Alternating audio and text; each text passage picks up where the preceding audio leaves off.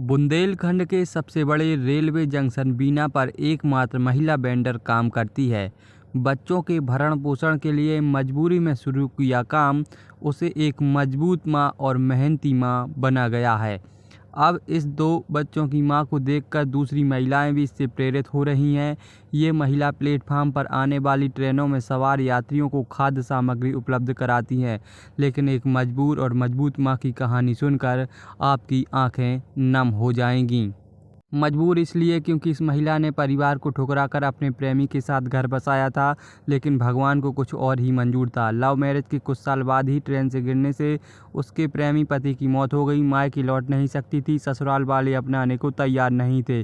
तब अपने बच्चों की खातिर मजबूरी में घर से बाहर निकली, जहां किसी के सामने हाथ फैलाने की बजाय उसने मेहनत से कमाने का फैसला लिया। आज निर्मला सैकड़ों पुरुषों के बीच अकेली होकर भी उनके बराबर काम करने लगी है।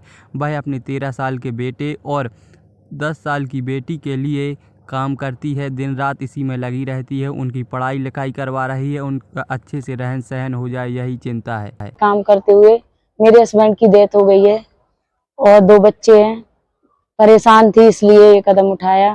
किसी की हेल्प नहीं ली, माँ बाप की किसी की हेल्प नहीं ली। इस दौरान कोई परेशानी होती है?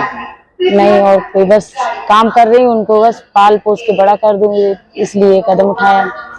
न्यूज़ 18 के लिए सागर से अनुज गौतम की रिपोर्ट।